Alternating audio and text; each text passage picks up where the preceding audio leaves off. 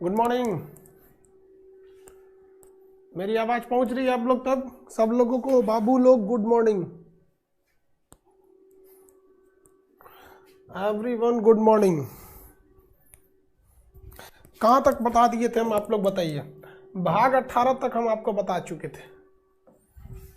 भाग 18 याद कीजिए। भाग 18 इमरजेंसी था, इसमें आपात इमरजेंसी 352 से लेकर 360, 352 से लेकर 360। बताइए वो कौन सा ऐसा आपात है जिसमें लिखित सिफारिश जरूरी है? लिखित कौन सा ऐसा आपात है जिसमें लिखित सिफारिश जरूरी है? आंसर दीजिए लोग।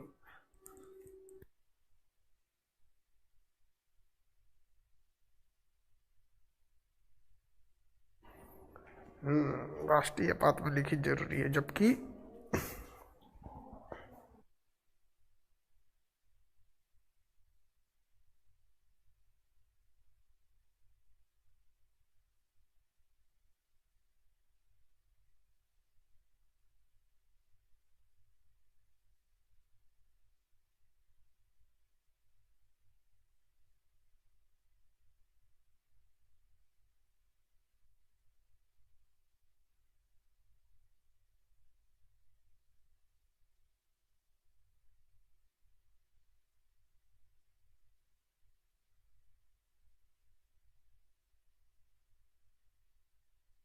बाकी के दोनों आपात में हम मौखिक भी सिफारिश कर सकते हैं, कोई दिक्कत नहीं है। सही है 352 में, वेरी गुड, सही है, सब चीज़ सही है।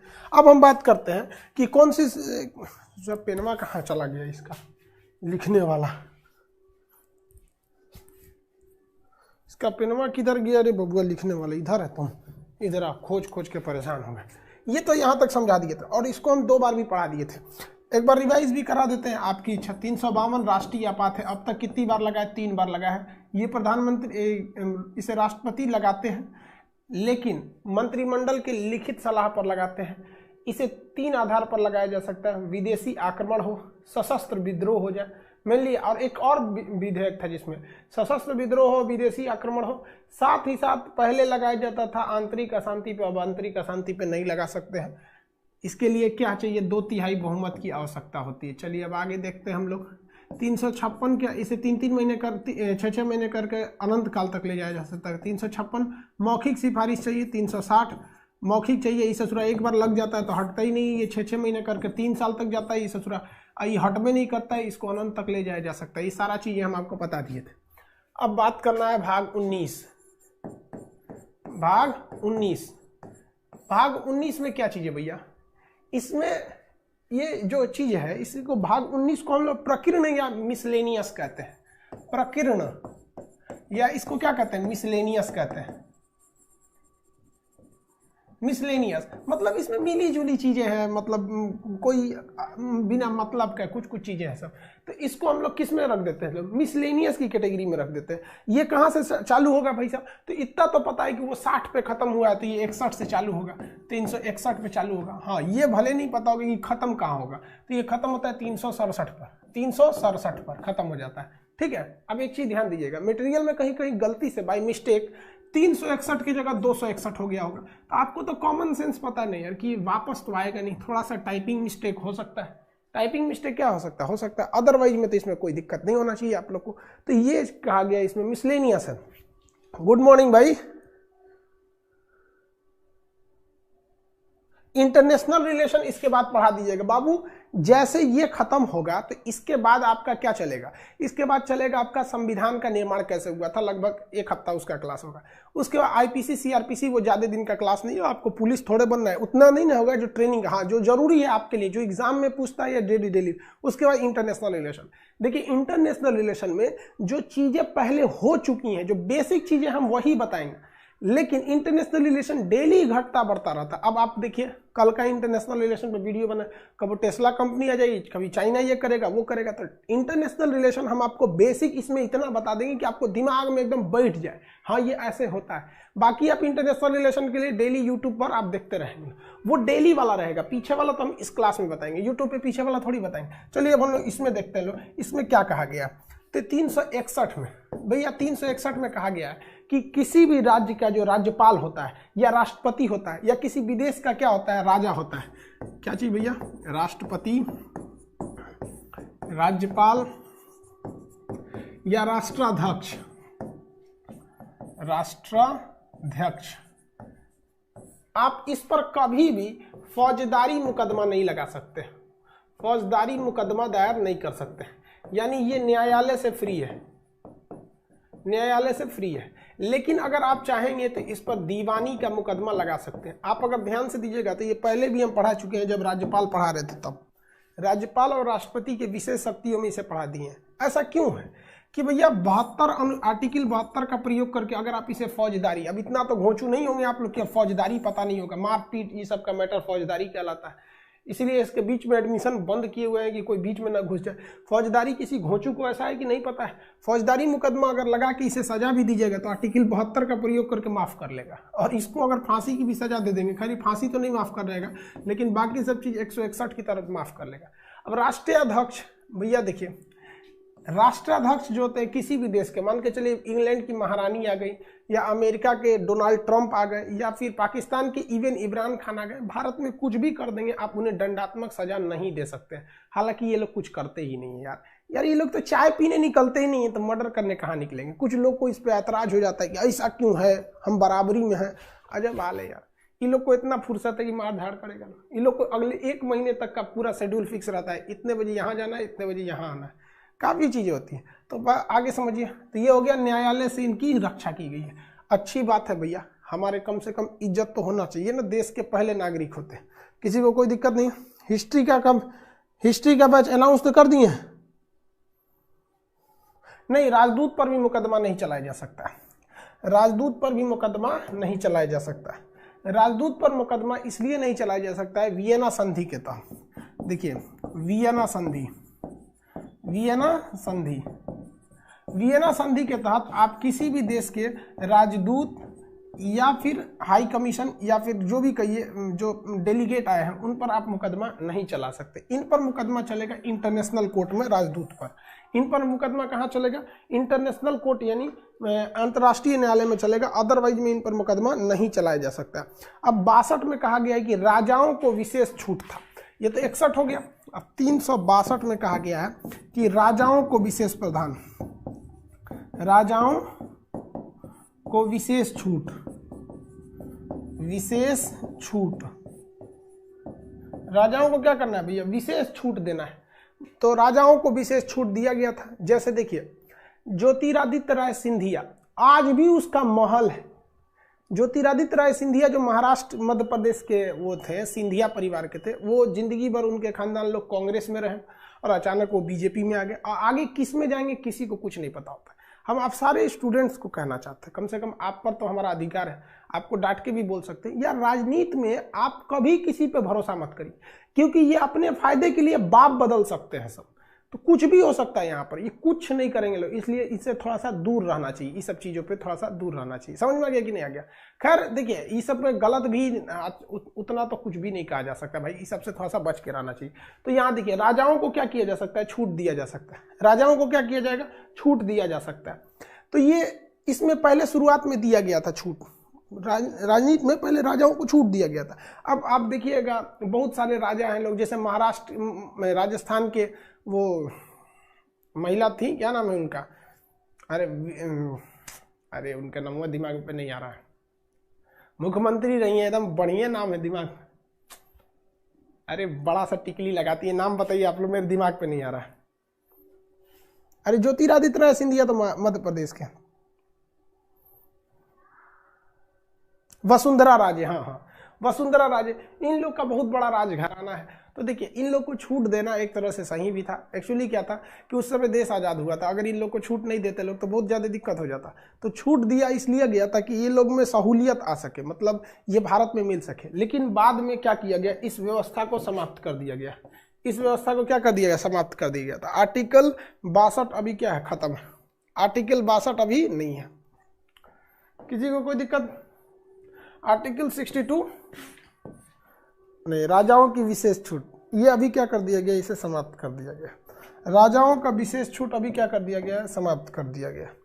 अब इसके बाद आता है 363। इसमें कहा गया है कि जो हमारी न्यायालय है, हमारी जो न्यायालय है, ये किसी भी प्रकार के अंतर्राष्ट्रीय संधि होगा, अंतर्राष्ट्रीय संधि, अंतर्राष्ट्रीय संधि, अंतर्राष्ट्रीय संधि पर न्यायालय हस्तक्षेप नहीं करेगी, न्यायालय हस्तक्षेप नहीं करेगी। कहा गया है कि भैया सुप्रीम कोर्ट हो या हाई कोर्ट हो या डिस्ट्रिक्ट कोर्ट हो, अगर भारत के प्रधानमंत्री, वित्त मंत्री या विदेश मंत्री, कोई भी ऐसा मंत्री है अगर विदेश में जाते हैं और कोई समझौता करके आते हैं तो न्यायालय उसमें हस्तक्षेप नहीं करेगी। अब जैसे मान के चलिए कि प्रधानमंत्री गए और समझौता करके चले आए, तो इसमें दो जगह रोका गया है कि अंतर्राष्ट्रीय संधि को न्यायालय भी हस्तक्षेप नहीं करेगा, साथ ही कोई राज्य सरकार भी हस्तक्षेप नहीं कर सकती है। क्योंकि कहा गया है, जब हम आपको संसद पढ़ा रहे थे तो आर्टिकल 79 में, तो उसी में हम आपको बता दिए थे कि आर्टिकल 79 कहता है कि किसी भी अंतर्राष्ट्रीय समझौते, इंटरनेशनल ट्रीटी को या कोई भी टाइप का संधि समझौता हो, उसे संसद बिना राज्यों की अनुमति लागू कर सकती है। और यहाँ बोल रहा है कि भैया सुप्रीम कोर्ट भी हस्तक्षेप नहीं कर सकते कि कौन सा समझौता हुआ, कौन सा क्या हुआ। आप देखते हैं अक्सर समझौते होते रहते हैं, कभी फ्रांस से होगा, कभी इजराइल से, कभी चाइना से, हमेशा होते रहता है। तो अंतर्राष्ट्रीय संधि पे सुप्रीम कोर्ट या कोर्ट हस्तक्षेप नहीं करेगी।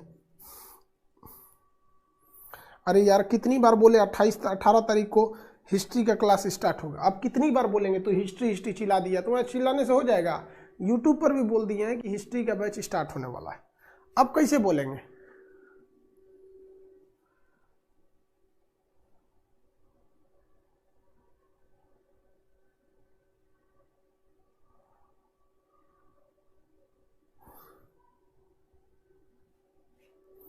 एक कह रहे सर आप मेरे घर आए थे सपने में। अरे भाई चलिए ध्यान दीजिए, इतना तक में किसी को दिक्कत। अब यहाँ पे किसी को कोई दिक्कत नहीं है। 63 में क्या कह दिया भैया कि हम किसी भी अंतर्राष्ट्रीय संधि समझौते को क्या कर देंगे। अब देखिए 64 हम आपको बता देते हैं, लेकिन 65 आपको खुद बताना पड़ेगा। 64 हम आपको बता देते हैं, लेकिन 65 आपको खुद बताना पड़ेगा। 65 जब तक आप नहीं बताएंगे तब तक हम खुद नहीं बताएंगे आपको। 365 बता चुके, आप 365 बता दिए, तभी हम 64 बताएंगे। अगर आप नहीं बताएंगे तो हम भी इसको नहीं बताएंगे, क्योंकि पढ़ाई तो दोनों ओर से होती है ना। आप अगर 65 नहीं बताएंगे तो हम 64 नहीं बताएंगे, ठीक है। 65 कितने लोग बता सकते हैं। अरे यार आप कौन बोलता है घोंचू PDF की समस्या, सबको दे दिए हैं।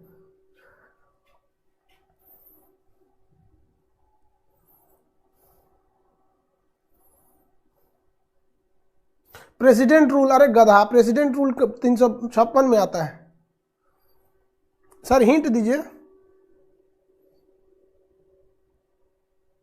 हाँ, स्टेट इमरजेंसी के इशू से रिलेटेड है। एक आदमी कह रहे हैं, देखिए स्टेट इमरजेंसी जो है वो 356 में है, लेकिन कहा गया है कि केंद्र सरकार स्टेट गवर्नमेंट को ऑर्डर दे सकती है और उस ऑर्डर को फॉलो करना पड़ेगा। अगर नहीं फॉलो करेंगे तो फिर आपके ऊपर क्या लगा दिया जाएगा, क्या थोप दिया जाएगा आपके ऊपर। अगर आप उस ऑर्डर को फॉलो नहीं करते तो आपके ऊपर स्टेट इमरजेंसी लगा दी जाएगी। यानी सेंट्रल का ऑर्डर सेंट्रल गवर्नमेंट किससे दे सकती है, सेंट्रल गवर्नमेंट है, ये ऑर्डर दे सकती है किसको, स्टेट गवर्नमेंट को। क्या कर सकती है, ऑर्डर दे सकती है।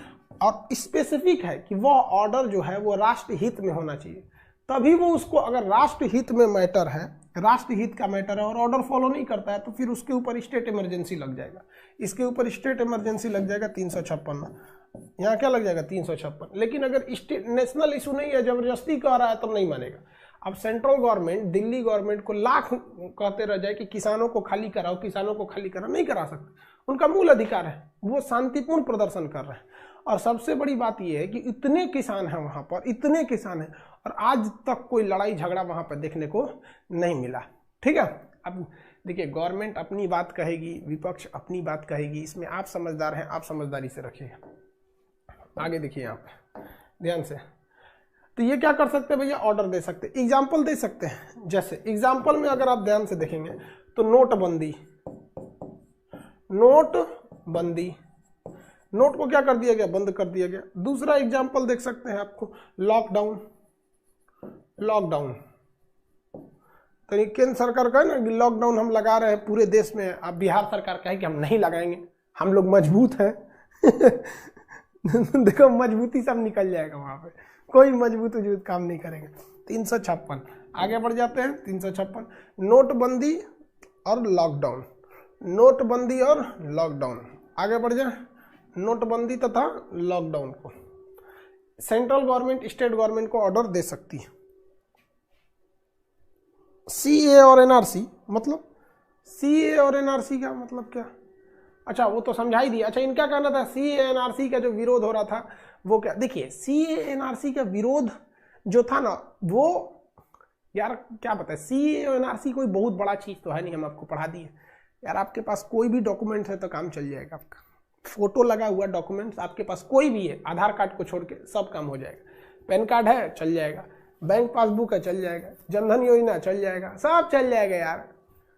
देखो एक गवर्नमेंट भी कभी कभी बहुत होशियारी के काम कर देती है। सीएनआरसी लाई, अनपढ़ लोग हल्ला कर दिया, लोग गवर्नमेंट खुश हो गई भैया। जो गवर्नमेंट के फेवर वाले थे लोग, उन लोग को लगा नहीं गवर्नमेंट बहुत अच्छा काम करी है, बहुत बड़ा काम नहीं है, जरूरी भी था ये, हम आपको समझा दिए, अब उस पर डिस्कस नहीं करेंगे।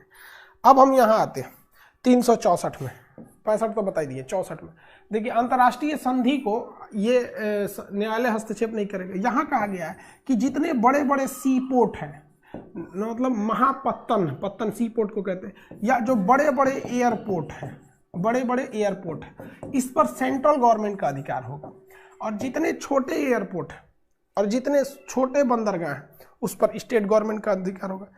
बंदरगाहों को पत्तन कहते हैं, पत्तन, इसे समुद्री पत्तन, इसे हवाई पत्तन कहते हैं। तो बड़े सी पोर्ट जैसे कांडला, मुंबई, नावासीवा, जवाहरलाल नेहरू, या फिर आपका मुर्मुगांव गोवा का होगा, मंगलौर कर्नाटक का हो जाएगा, मालाबार आपका हो जाएगा, यहाँ पर केरल का हो जाएगा, कोच्चि बंदरगाह, चाहे वो तूतीकोरिन तमिलनाडु का होगा, एन्नौर तमिलनाडु का, चेन्नई का बंदरगाह, विशाखापट्टनम उड़ीसा का, पारादीप बंदरगाह, चाहे कलकत्ता का हल्दिया बंदरगाह, ये सारे बड़े बंदरगाहों पर सेंट्रल गवर्नमेंट का अधिकार है। जबकि भारत में 250 से ज़्यादा छोटे मोटे बंदरगाह हैं, वो स्टेट गवर्नमेंट अपना रखे रहे, उसमें कोई दिक्कत नहीं। जितने भी बड़े बड़े एयरपोर्ट हैं, जैसे दिल्ली एयरपोर्ट, मुंबई एयरपोर्ट, ये बड़े बड़े एयरपोर्ट पर सेंट्रल गवर्नमेंट का अधिकार रहेगा। छोटा एयरपोर्ट अगर रहेगा, जैसे मान के चलिए पटना एयरपोर्ट हो गया, गया हो गया, दरभंगा हो गया, इस सब टाइप का, तो उसमें स्टेट गवर्नमेंट और सेंट्रल गवर्नमेंट दोनों मिल के करेगी, लेकिन उसमें स्टेट गवर्नमेंट ही अपना ध्यान रखे। अब दिल्ली एयरपोर्ट पे यार हम आपको क्या बताएं, मेरा दिल्ली एयरपोर्ट पर एक फ्लाइट छूट गया था, किस मैटर पे लेखा कि हम गेट पर एंट्री कर चुके थे और वो कह रहा है कि सर 20 मिनट में गेट बंद हो जाएगा। देखिए फ्लाइट से जब आप एयरपोर्ट पे रहते हैं और जहाज अंदर रहती है, तो अंदर तो ससुरा पूरा खुला ग्राउंड की तरह, उसमें कोई दिक्कत नहीं। तो अंदर एयरपोर्ट पे रनवे पे जाने के लिए गेट होता है, वहां से आपको गाड़ी में भर भर के बस में ले जाया जाता है, और इधर जहाँ पे टिकट उकट मिलता है वहां से सिक्योरिटी जांच करते करते करते इतना बड़ा है ससुरा, दौड़ते दौड़ते 20 मिनट लग गया, गेट बंद हो गया। और मेरे सामने आधा घंटा बाद जहाज उड़ी थी। अंदर जाने के बाद बहुत टाइम लगता है, जहाज कहाँ खड़ी है कहाँ नहीं। कभी दिल्ली एयरपोर्ट या मुंबई एयरपोर्ट पे जाएंगे तो दिमाग सनक जाएगा। उतना में एक बहुत बड़ा शहर बसाया जा सकता है, जितना में वो एक एयरपोर्ट बसाए हैं लोग, तो वो काफ़ी बड़े होते हैं, सेंट्रल गवर्नमेंट के अधीन रहते हैं, सेंट्रल गवर्नमेंट के ही अधीन रहते हैं। समझ में आ गया कि नहीं आ गया? किसी को कोई दिक्कत?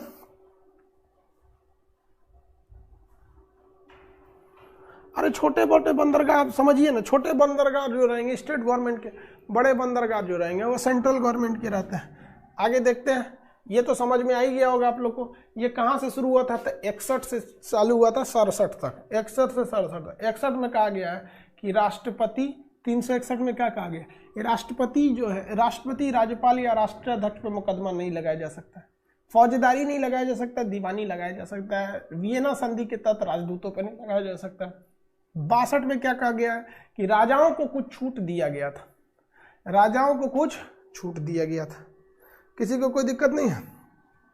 अब ये जो छूट दिए गए थे राजाओं को, ये राजाओं के जो छूट दिए गए थे ये अभी क्या कर दिए गए हैं, समाप्त कर दिए गए। 63 में देखिए अंतर्राष्ट्रीय संधि पर न्यायालय, अंतर्राष्ट्रीय, आ जाओ, ठीक हो गया, देखिए ठीक हो गया। अब अरे नहीं हुआ बाबू, चलिए यहाँ ध्यान दीजिए, यह तो समझ में आई गया, अगर ठीक हो गया। अब देखते हैं हम लोग 366, 362 तक तो देख लिए लोग, बच गया 366 और 367, 366 और 367। ये दोनों में किस चीज की चर्चा? आप इन्हें आर्टिकल के हिसाब से नहीं याद रखिए तो ही अच्छा है, आप इसे ऐसे याद रखिएगा तो ज्यादा बेहतर होगा। आप इसे आर्टिकल के हिसाब से नहीं याद रखेंगे।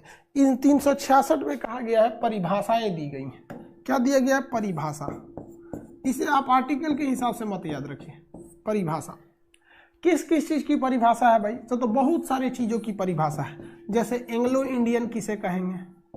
अगर विवाद हो जाए एंग्लो इंडियन किसे कहेंगे, तो यही लिखा हुआ है एंग्लो इंडियन, जिसके बाबूजी यूरोप के किसी देश के, एंग्लो इंडियन। उधार किसे कहते हैं? उधार, उधार को कहते हैं देफ्त। देफ्त उसे कहा जाता है कि वैसा कर्जा जिसे लौटाना नहीं लौटाना आपकी इच्छा पे है, अगर नहीं लौटाते हैं तो कोई दिक्कत नहीं है। लेकिन अगर ऋण कहिएगा, ऋण, ऋण यानी लोन, तो ये आपको हर हाल में लौटाना ही पड़ेगा। लोन ले लेंगे तो हर हाल में आपको लौटाना ही पड़ेगा। ऐसे ही कहा गया है कि भाई साहब आपको इसी तरह में एक तो कहा गया है कि फी किसे कहेंगे? फी, फी कहते हैं शुल्क को, कि जब हम आपको कुछ दें, जब हम आपको कुछ दें और उसके बदले में, जब हम आपको कुछ दें और उसके बदले में आपसे पैसे लें तो उसे फी कहते हैं। जैसे हम आपको कुछ दे रहे हैं, पॉलिटी का क्लास दे रहे हैं और बदले में आपसे पैसे ले रहे हैं, तो जब आपसे कुछ चीज़ों के बदले में पैसे लिए जाते हैं तो उसे शुल्क कहते हैं। लेकिन टैक्स किसे कहते हैं? जब गवर्नमेंट आपको कुछ भी ना दे और आपसे पैसा भी ले ले तो उसे कहते हैं कर। उसे क्या कहते हैं? कर। तो बिना कुछ दिए अगर ले लिया जाए तो उसे क्या कहा जाएगा? कर कहा जाएगा। और कुछ देने के बाद ले तो उसे क्या कहा जाता है? शुल्क कहा जाता है। उसे क्या कहा जाता है? शुल्क कहा जाता है। एंग्लो इंडियन भी समझ में आ गया। सब्सिडी किसे कहते हैं? सब्सिडी, देखिए सरकार जब किसी चीज़ों को सस्ता करने के लिए अगर आपको देती है तो उसे क्या कहते हैं? सब्सिडी कहते हैं। जैसे पहले गैस का जो सिलेंडर आता था वो 400 रुपये में मिलता था, एक्चुअली उसकी कीमत जो थी वो 600 रुपये थी। तो 600 रुपये की जो सिलेंडर मिलते थे तो उसमें जो था 200 रुपया सरकार कंपनी को देती थी और बाकी के 400 रुपये आपसे लिए जाते थे। तो ये था आपका सब्सिडी, ठीक है, सब्सिडी था।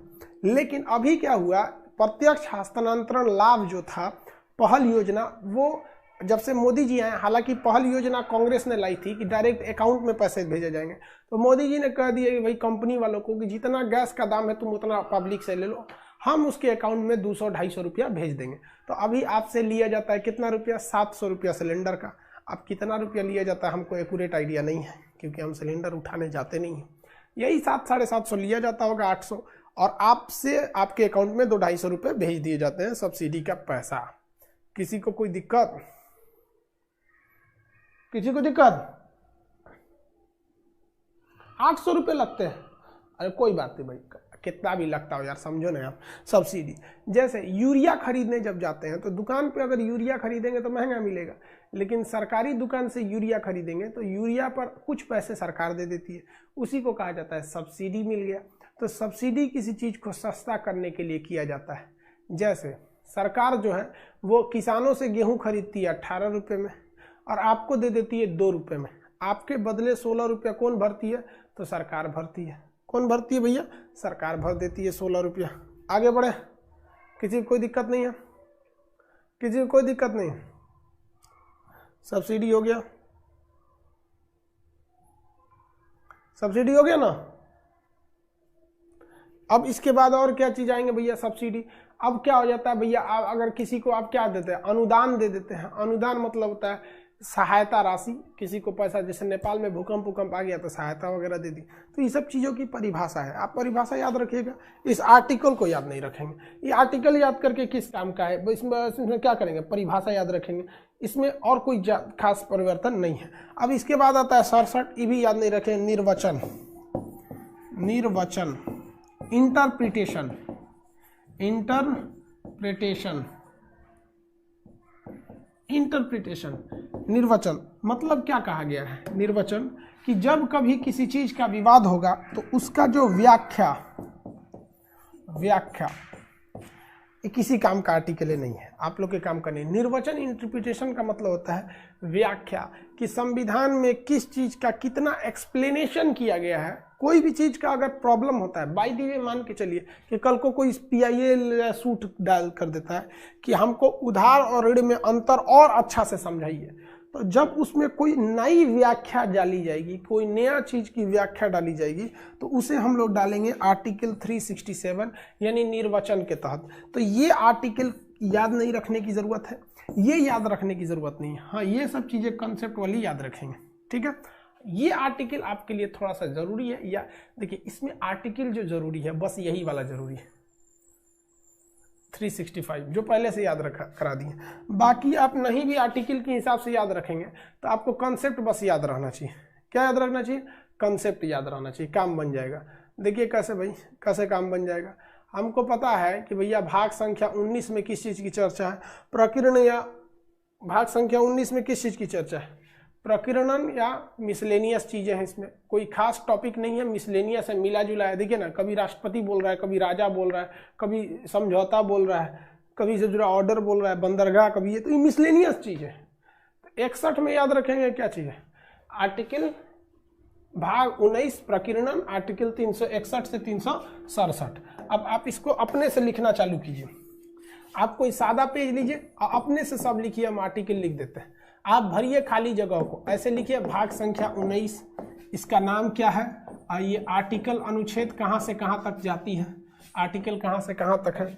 उसके बाद आप खाली जगह जो है वहाँ लिखेंगे आर्टिकल 361 में क्या है, 362 में, 363, 364, 365, 66 और 367। इन सब में आप अपने से भरिए, फटाफट भरिए ताकि आपको प्रैक्टिस हो। भाग संख्या 19 खत्म, 20 बता देंगे, 20 खत्म हो जाएगा, 21, 22 खत्म, पॉलिटी खत्म हो जाएगा। इस हफ्ते पॉलिटी खत्म हो जाएगा संविधान के हिसाब से, फिर आगे समझेंगे लोग।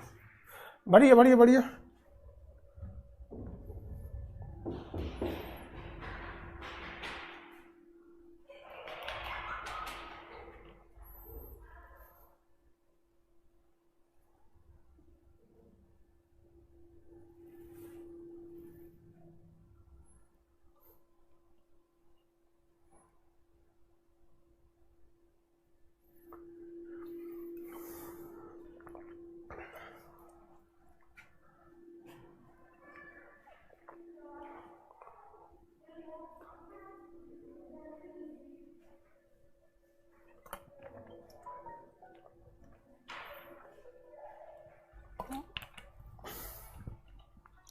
भरिए भरिए।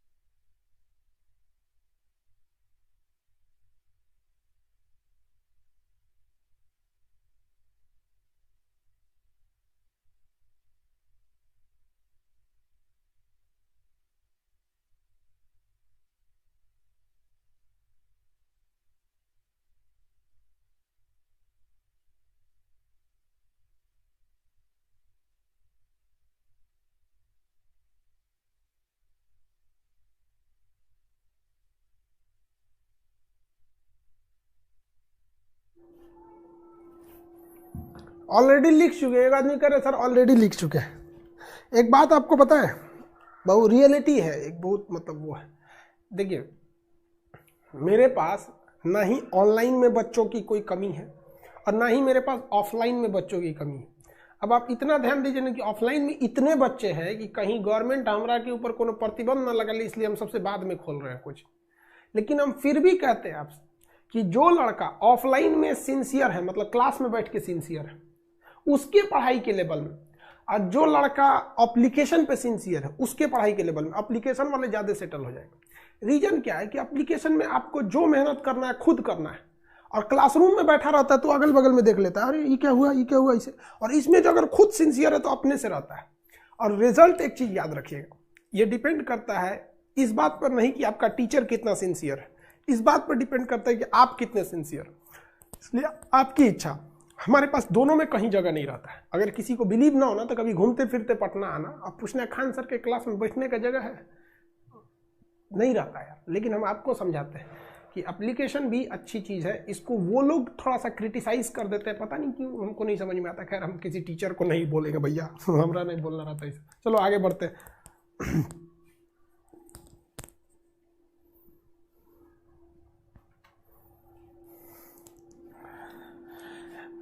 अब आप यहां बता दीजिए, किसी को भी भाग संख्या 19 में दिक्कत है, 22 को भाग में सोचिए हम 19 पहुंच गए, अब जस्ट 20 बताएंगे, 20 के बाद 21 22 एक दिन में खत्म हो जाएगा, क्योंकि 21 22 में है क्या यार, 22 में 3 गुना नीचे दो 21 22 यूं खत्म हो जाएगा। 20 पढ़ाए, 20 पढ़ा देंगे ना तो आधे घंटे में 21 22 खत्म हो जाएगा। 21 22 में कुछ है ही नहीं है, 22 में तो कुछ नहीं है। 22 ऐसा है कि नहीं भी पढ़ाएंगे लिख देंगे तो आप समझ जाएंगे। पढ़ाए ना आगे 20, आर्टिकल 20 पढ़ाए, किसी को दिक्कत है तो बोलिए। आर्टिकल कर रहे हैं भाग 20 चैप्टर 20 भाग 20 अमेंडमेंट संशोधन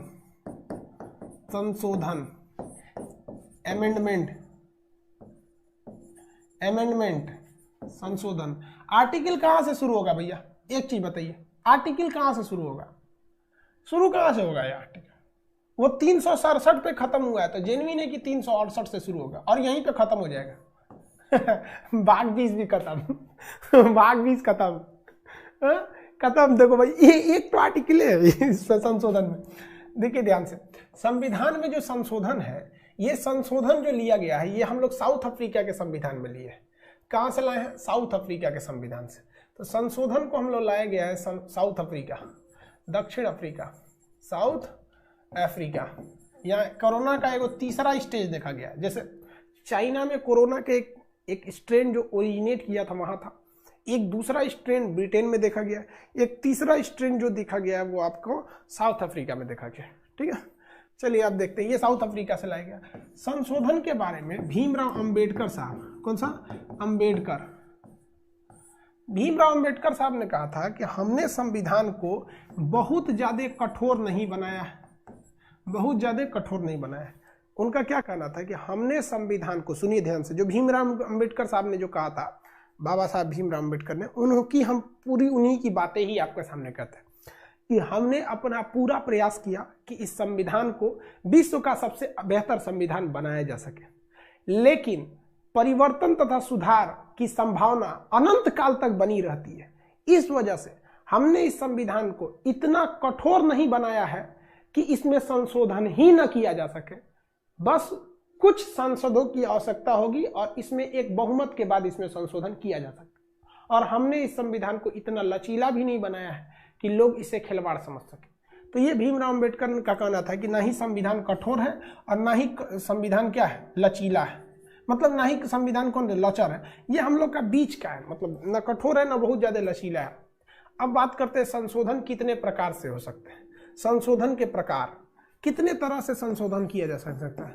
संशोधन के प्रकार, संशोधन 3 प्रकार से हो सकते हैं। कितने प्रकार से संशोधन होंगे भैया? 3 प्रकार से संशोधन किए जा सकते हैं। कौन कौन से? तो पहला संशोधन देखिए, फर्स्ट संशोधन होता है साधारण बहुमत। साधारण बहुमत, सिंपल मेजॉरिटी। साधारण बहुमत, सिंपल मेजॉरिटी, इसमें क्या चाहिए? कुल सदस्यों का 1/2। देखिए जब कभी भी हम संशोधन की बात करेंगे तो यहाँ जो 1/2 लिया जाता है वो लिया जाता है उपस्थित सदस्य का। उपस्थित सदस्य का कितने लोग वहाँ अवेलेबल हैं। जैसे लोकसभा की अगर बात करेंगे तो 545 लोग वहाँ अवेलेबल रहते हैं, ये सीट है, लेकिन कोई जरूरी थोड़ी है कि सब के सब वहाँ आए। कुछ नागा मार देता है, कुछ क्या कर देता है, नागा मार देता है। तो मान लीजिए कि इसमें से गया सब 300 गया, सब कितना गया? सब 300 गया, तो 1/3 किसका लेंगे? इसका लेंगे 273 कि इसका लेंगे 150? आप बताइए। 1/2 बहुमत, साधारण बहुमत कितना हुआ? 273 साधारण बहुमत हुआ, ये 150 हुआ। साधारण बहुमत कितना हुआ? 150। 2/3 गलती से बोल दिए थे, 1/3 हुआ। हाँ, ये इसका लिया जाएगा, ये लिया जाएगा 300 वाले का 1/2 लिया जाएगा 150। यानी संविधान में संशोधन जो किया जाता है वो ओवरऑल संख्या पे नहीं किया जाता, वो संख्या क्या होती है कि कितनी लोग आए हैं, प्रेजेंट संख्या का वो गिना जाता है। जबकि अगर आपको किसी पर महाभियोग लगाना है, यानी किसी जजेस पर लगाना है या फिर राष्ट्रपति पर महाभियोग लगाना है, तो जब महाभियोग लगाने की प्रक्रिया आएगी तो वहां प्रेजेंट की नहीं गिना जाएगा, वहां ओवरऑल गिना जाएगा। अगर बात करते हैं कि यही महाभियोग लगाने की बात रहती तो महाभियोग लगाने के लिए यहां से लिया जाता, वहां से नहीं। तो महाभियोग जब लगता है तो संसद की अधिकतम मतलब कुल संख्या का एक जो प्रतिशत निकालना होता, और यहाँ पे क्या बस जितने लोग आए हैं उसी के हिसाब से निकाल दीजिए। तो इसमें उपस्थित सदस्य की संख्या गिनी जाती है। देखिए, साधारण बहुमत से होने वाले संशोधन को हम संशोधन मानते ही नहीं है, इसे कहा जाता है कि ये एक मामूली सुधार है, इसलिए इस पे राष्ट्रपति इसे क्या कर सकते हैं, लौटा नहीं सकते। इस पर राष्ट्रपति क्या कर सकते हैं, लौटा नहीं सकते। इस सुधार को करने से पहले ही एक लिखित आवेदन राष्ट्रपति को भेज दिया जाता है कि देखिए भैया राष्ट्रपति साहब, ये हम आपको सूचना दे रहे हैं। तो साधारण बहुमत से जो संशोधन होता है वो राष्ट्रपति के पूर्व सूचना पर होता है। देखिए, राष्ट्रपति से अनुमति नहीं मांगना है कि हम संशोधन करने जा रहे हैं, हम आपको सूचना देने जा रहे हैं कि हम जा रहे हैं संशोधन करने। तो देखिए, सूचना में और आदेश में अंतर होता है। हम राष्ट्रपति से अनुमति नहीं मांगते। जैसे हम आपसे कहते हैं कि हम 18 तारीख से ज्योग्राफी का बैच लॉन्च करेंगे या हिस्ट्री का बैच लॉन्च करेंगे, तो हम आपसे कोई अनुमति नहीं मांग रहे हैं, ये हम आपको सूचना दे रहे हैं। आप खुश हैं तो भी ठीक है, नहीं खुश हैं तो भी ठीक है। 18 को लॉन्च कर देंगे, हम कह देंगे नहीं 20 को लॉन्च करेंगे तो वो भी ठीक है भैया, 20 को लॉन्च कर देंगे, कोई दिक्कत नहीं है। समझ में आ गया कि नहीं आ गया, किसी को कोई दिक्कत है? तो ये राष्ट्रपति को क्या दिया जाता है, पूर्व सूचना दिया जाता है। राष्ट्रपति को क्या दिया जाता है, पूर्व सूचना। अब यहां याद रखिएगा, पूर्व सूचना देना है। पूर्व सूचना किसे दे सकते हैं, राष्ट्रपति को। अब एक बात बताइए, हमने आपको पूर्व सूचना दे दी है। पूर्व सूचना मतलब पहले ही सूचना दे दिया। आज 18 तारीख तो है नहीं, हम आपसे कह देते हैं कि बैच लॉन्च करेंगे, तो आपको पूर्व सूचना दे दी। आप क्या हमारे इस सूचना को बदल सकते हैं, पुनर्विचार के लिए लौटा सकते हैं? नहीं लौटा सकते, नहीं लौटा सकते। इसलिए राष्ट्रपति कभी भी साधारण बहुमत से होने वाले संशोधन को लौटा नहीं सकता है, क्योंकि कोई उससे अनुमति मांगने गया ही नहीं था, लोग उसको सूचना देने आए थे। जिस तरह से शादी का न्योता जो होता है, कार्ड जो होता है कि हमारा यहाँ ब्याह पड़ल है आइएगा, तो जो ब्याह होता है ना वो आपसे अनुमति मांगने के लिए नहीं देता है। आपको घरे एगो आदमी कार्ड पहुंचा के दे देता है कि लीजिए ब्याह पड़ल है आइएगा, आइए चाहे मत आइए, आपके आने ना आने से किसी का ब्याह नहीं कट जाएगा। आइएगा तो अच्छा लगेगा, नहीं आइएगा तो ध्यानों नहीं रहेगा कि आप आए थे कि नहीं आए थे। समझ में कि नहीं आ गया? तो इसी को कहते हैं राष्ट्रपति की पूर्व सूचना। पूर्व सूचना मतलब प्री इंट्रोड्यूस करा दिया था। अब शादी के बाद किसी को कार्ड तो भेजा नहीं जाता है कि लीजिए आइएगा, परसों मेरा ब्याह हो गया, तो क्या करने आएगा। इस संशोधन को हम संशोधन न करके क्या कहते हैं, सुधार कहते हैं। इसे सुधार कहते हैं, इसलिए इसकी कोई काउंटिंग नहीं होती है। इसलिए इसकी कोई काउंटिंग नहीं होती है। जैसे सुनते होंगे ना कि 42वां संशोधन, 43वां संशोधन, ये इसकी काउंटिंग नहीं होती है। 42वां की 43 का कोई काउंटिंग नहीं होता है, इसकी कोई भी काउंटिंग नहीं होती है। समझ में आ गया आप लोग को? जैसे जैसे किसी भी राज्य में परिवर्तन, कोई राज्य का परिवर्तन करना है, राज्य में परिवर्तन करने के लिए हमारे संविधान की अनुसूची संख्या 1 में बोला गया है कि भारत राज्यों का संघ। या फिर किसी के वेतन में परिवर्तन, वेतन की चर्चा जो किया गया है वो अनुसूची 2 में किया गया है। आराम से वेतन बढ़ाया जा सकता है, घटाया जा सकता है। आप देखें, राष्ट्रपति का वेतन सीधे 1.5 लाख से उठा के फेंक दिया 5 लाख पर, 1.5 लाख से उठा के फेंक दिया कहाँ पर, 5 लाख पर, यहाँ पर। और आपको एक बात बताएं, हमारा संविधान इस तरह से बनाया ही गया है ना, इस तरह से बनाया गया है कि नेता को मजबूरी में करप्शन करना पड़ेगा। नेता को मजबूरी में करप्शन करना पड़ेगा, वो कितना ईमानदार हो जाए तो। क्योंकि एमएलए और एमपी का जितना खर्च है उसका 50% भी उसके वेतन से नहीं निकलता है। जैसे हर एमएलए, एक विधायक का काम है कि गांव-गांव घूमे और पता करे कि कहाँ कौन सी तकलीफ है। अब एक एमएलए के एरिया बहुत बड़ा रहता है, अब वहाँ जाएगा उस गाँव में, क्या पोखरा बनवाना है, ठीक है ये है, अकेले तो जाएगा नहीं, उसके साथ 8-10 आदमी जरूर रहते हैं लोग एमएलए के साथ में। तो कोई आ गया है, मालिक 100 रुपया, मालिक हमारी बेटी के ब्याह है, गांव के आदमी बहुत होशियार होता है, देखता है कि तो कबो कबो आता है लूट ले इसी में उदो। एक बार अगर विधायक निकलता है घर से तो 4,000 5,000 उसका खर्चा हो जाता है। यानी अगर महीने में निकलते रहता है तो 1.5-2 लाख रुपये उसका खर्चा हो जाता है। इतना उसका वेतन भी नहीं है, पेट्रोल पंप हेन तेन फैमिली ये सब भी है, तो उसको मजबूरी बन जाती है कि लूटो भैया लूटो। तो ये काफ़ी हद तक है। हालांकि अरविंद केजरीवाल ने इस पर सुधार करने की कोशिश किए थे।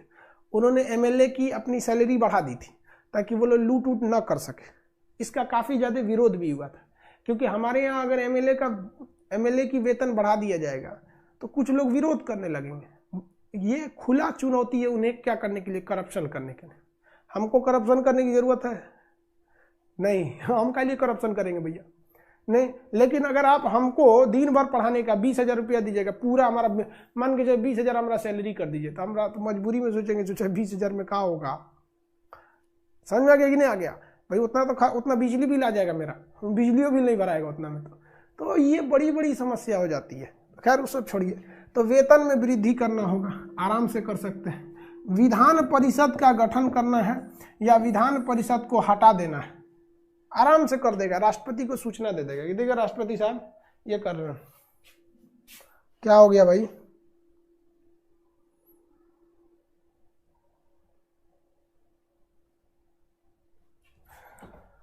अरे क्या कर रहे हो तुम लोग? क्वेश्चन कोई डाउट है तो पूछा करो ना यार, वरना हमको क्या फायदा रहता है आप लोग को कमेंट मैसेजिंग देने का। आपको खुद समझ में नहीं आता है। ये तो समझ में आ गया। इसको अब आप बताइए कौन से संशोधन द्वारा मतलब तेलंगाना को अलग किया गया, कौन से संशोधन द्वारा झारखंड को अलग किया गया, कौन से संशोधन द्वारा इस सब में ज़्यादा कौन से संशोधन द्वारा वेतन बढ़ाया गया, इस सब की चर्चा नहीं होती। इसकी काउंटिंग में गिना जाता है। एक्चुअली में इसे तो संशोधन माना ही नहीं जाता है। इसे हम लोग एक मामूली सुधार कहते हैं, मामूली सुधार कहते हैं। ये असल में 367 में तो है ही नहीं है, 367 में इसकी चर्चा ही नहीं है। ये तो हम आपको ऐसे ही पढ़ा रहे हैं, ये हम आपको ऐसे ही पढ़ा रहे हैं। इसकी चर्चा है ही नहीं है, इसकी चर्चा नहीं है। समझ में गया कि नहीं? मामूली सुधार है, मामूली सुधार है। जैसे इस बार लोकसभा की जो बैठक हुई थी, तो लोकसभा में सांसदों को जानते हैं कहाँ बैठाया गया था? जहाँ पत्रकार को बैठाया जाता है, बाहर गैलरी में। रीजन कि सोशल डिस्टेंसिंग के लिए जगह ही नहीं बची थी। वहाँ तो सांसद सट के बैठते हैं सब, एक कुर्सी पे 3 को बैठ जाता है, एक सोफा टाइप का रहता है, तो जगह ही नहीं थी। और संसद इतना बड़ा भी नहीं था, तो क्या किया जाएगा? तो जहाँ मीडिया को बैठाने के लिए वहाँ बैठ जाइए, आप उधर बैठ जाइए। कुछ मंत्री लोग को अंदर रखा गया था, इधर उधर बैठा दिए। तो ये सब साधारण से सुधार होते हैं सब। तो पहला टाइप का संशोधन कितने प्रकार का होता है भैया? तो संशोधन होता है 3 प्रकार का, जिसमें पहला हो गया साधारण बहुमत से। अब बात करते हैं दूसरे प्रकार के संशोधन को। दूसरा प्रकार का जो संशोधन होता है, सेकेंड टाइप का, इसे कहते हैं विशेष बहुमत से होने वाला संशोधन। विशेष बहुमत। इसमें क्या चाहिए? 2/3 चाहिए। कितना चाहिए? 2/3 चाहिए। 2/3 संशोधन होता है, और इसी को संशोधन कहते हैं सर्वाधिक संशोधन। अब तक जितने संशोधन हुए हैं उसका 70% संशोधन, सर्वाधिक संशोधन इसी विधि द्वारा किया गया है, 2/3। अब 2/3 कुल सदस्य का नहीं, जितना प्रेजेंट है उसका होता है। इसमें मेनली क्या होता है कि अगर आपको मूल अधिकार में परिवर्तन करना है, मूल अधिकार में परिवर्तन करना है, यानी भाग 3 में परिवर्तन करना है, या फिर आपको principle directive of state DPSP, directive principle of state policy, यानी भाग 4 नीति निर्देशक तत्व में परिवर्तन करना है, तो आप कर सकते हैं। जैसे सरकार कृषि का ख्याल रखेगी किसान आंदोलन पे बैठ गया है, यह 48 में बोला गया है नीति निर्देशक तत्व में, सरकार ने ऐसे ही कर दिया, लोकसभा से पारित कर दिया, राज्यसभा से कर दिया, ऑर्डिनेंस लाके मार हंगामा भइले किसानों को लेके। सरकार ये कह रही है कि भैया ये जो हमने विधेयक लाया है ना, इस विधेयक से किसानों को फायदा होगा। अरे महाराज, ये विधेयक ऑलरेडी बिहार में लागू है ये विधेयक 2005 से ऑलरेडी बिहार में लागू है, जिसे गवर्नमेंट गेम चेंजर कह रही है ना, वो विधेयक, वो सारी चीजें बिहार में 2005 से लागू है। और 2005 गुजरे हुए 15 साल हो गए। यानी अगर सच में योजना बहुत अच्छी रहेगी, ऐसा नहीं है कि योजना पूरी तरह खराब है, लेकिन जिस तरह से प्रस्तुत किया जा रहा है उस तरह से ये है नहीं, उस तरह से ये नहीं है। देखिए ध्यान से, तो अगर ये गेम चलता 15 साल में तो बिहार कृषि में आगे निकल गया रहता, पंजाब में, तो ये थोड़ी थोड़ी समस्या है। तो अगर इस तरह का संशोधन करना है तो विशेष बहुमत से इसकी काउंटिंग भी की जाती है। क्वेश्चन पूछेगा कि सबसे ज्यादा जो संशोधन किया जाता है वो कौन से टाइप का संशोधन होता है, तो विशेष बहुमत से संशोधन किया जाता है। भाग 3 भाग 4 में संशोधन करना है। जैसे महिलाओं को, जो महिलाएं थी उनका अधिकार है, महिलाओं का अधिकार है कि आर्टिकल 21 करता है प्राण एवं दैहिक स्वतंत्रता एवं उनका जो सोशल, मतलब उनको मतलब मेंटली आप डिस्टर्ब नहीं कर सकते। तो मेंटली भी देखिए 3 तलाक, कोई भी महिला, मुस्लिम महिला पति से डर के रहती थी, साला भी कब भड़केगा, तलाक तलाक तलाक मारेगा, धाए धाए AK-47 ब्रस्ट फायर धर धर धर तलाक, यहाँ सोचो गड़बड़ा जाती थी जब महिला डर जाती थी, तलाक तलाक तलाक। यहाँ पर अब कोई बोले ना तलाक तलाक तलाक मारेगी, भड़ाक भड़ाक भड़ाक शांत हो जाएंगे यहाँ पे, तलाक तलाक तलाक, इनके अब्बा लेके तलाक तलाक। यहाँ पर हम तो कहते हैं यार तलाक नियम को ना ज्यादा ताम झाम करने से बेहतर है नियम बना दो कि भैया जिसको तलाक देना दो 2-4 करोड़ रुपया दे दो, अपनी कुल संपत्ति का 50% दे दो, जो ससुरात नहीं। बातें झमेला हो गया। अब कुछ कुछ महिलाओं ससुरी खचरी होती है सर। महिलाओं को ना एक चीज बहुत पसंद है कि पूरी दुनिया हमारे में अझुराए रहे, कुछ भी करेंगे मतलब हमारे में अझुराई लो, हम मुंह फुलाएंगे, नैहर चल जाएंगे। अरे यार तुम्हारा ऑफिस भाड़ में गया, तुम अपना टैक्स, इनकम टैक्स भरे हो कि नहीं, ITR भरे हो कि नहीं, कि भाड़ में जाओ, हमारा लिपस्टिक रहना चाहिए। तोरा GST कटल है कि नहीं उससे हमारा मतलब नहीं, हमारे नैहर में हमारी बहन घुसियाई है तो ते ओकरा के मनाओ। यहाँ पर तुमको अपना कपड़ा सिलवाए हो कि नहीं सिलवाए हो, मर गए ऊपर पड़ गए, हमारा नया साड़ी चाहिए। मतलब महिलाओं की सबसे बड़ी पॉलिसी क्या होती है, अपनी ओर खींच के रखना है। कुछ कहो हमको मीडिया में बन के रहना है। आप एग्जांपल देखिए राखी सावंत को, कंगना रनौत को, ये लोग 100% है, इनमें कोई मिलावट ही नहीं है, एकदम प्योर 100%, 24 कैरेट की है। इन लोगों को क्या है, हमको अपना मीडिया अटेंशन। ओ मैं छोड़ यार भाई साहब, ये सब बहुत, ये UPSC से टफ है, समझ में आ गया कि नहीं। शादी ब्याह करना और किसी महिलाओं का दिमाग समझ जाना यार, ये UPSC से टफ है, कोई नहीं समझ सकता है, दुनिया का कोई वैज्ञानिक नहीं समझ सकता है। एक वैज्ञानिक शादी समझने के लिए क्या किया, शादी क्या चीज है कि शादी कर लिया, अभी वो वैज्ञानिक ये पूछ रहा है कि विज्ञान क्या होता है। यार संशोधन समझ में आ गया, संशोधन समझ में आ गया कि नहीं आ गया।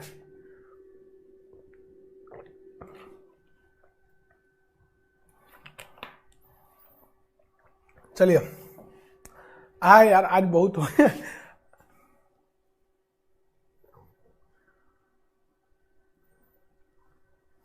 ये कह रहे हैं सर बिल्कुल सही बोल रहे हैं।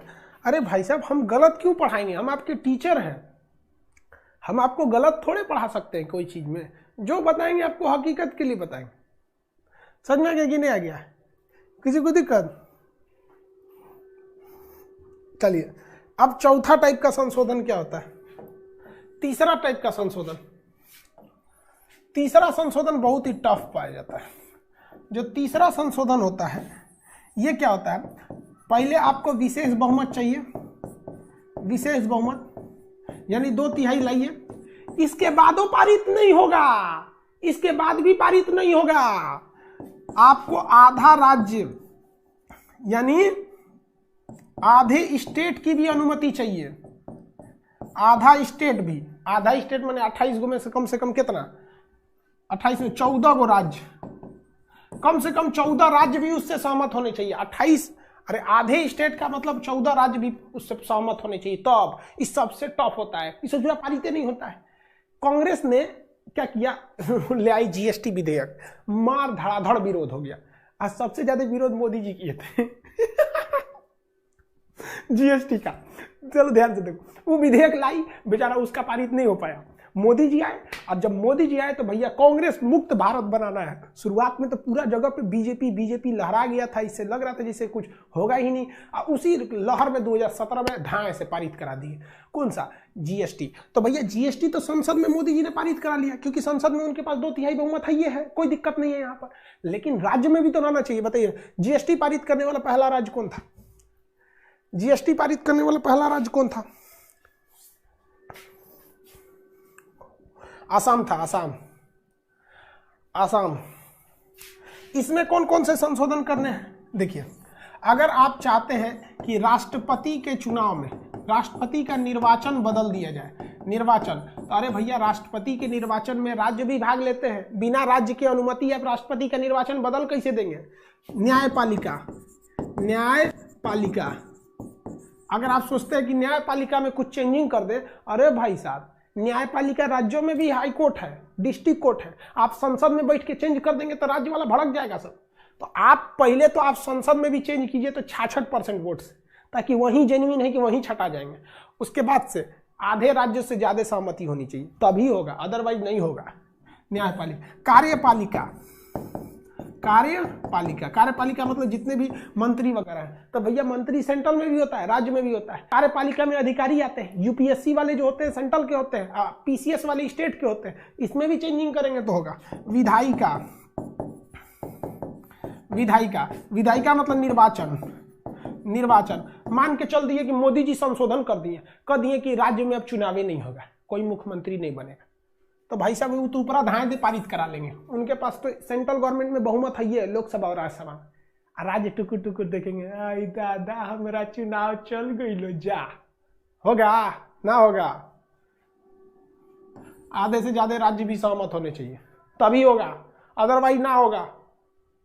एक और संशोधन है, मान के चलिए कि अमित शाह गृह मंत्री है, वो कहते हैं एक काम करते हैं, हम ससुरा 367 खत्म कर देते हैं, मतलब जो ये नौटंकी कर रहा था उसी को खत्म कर देते, न रहेगी बांस न बजेगी बांसुरी।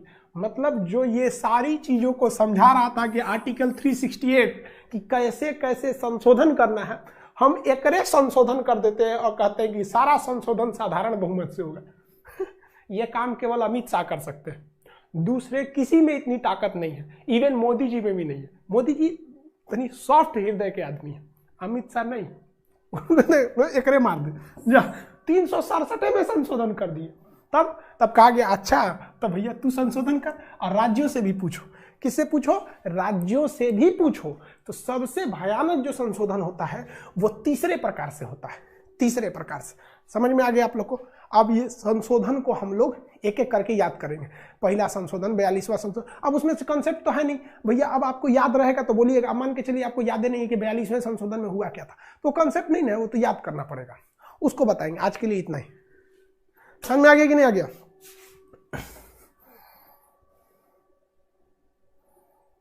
हाँ भैया, संशोधन दोनों सदन से होता है, लोकसभा से भी होगा, राज्यसभा से भी होगा।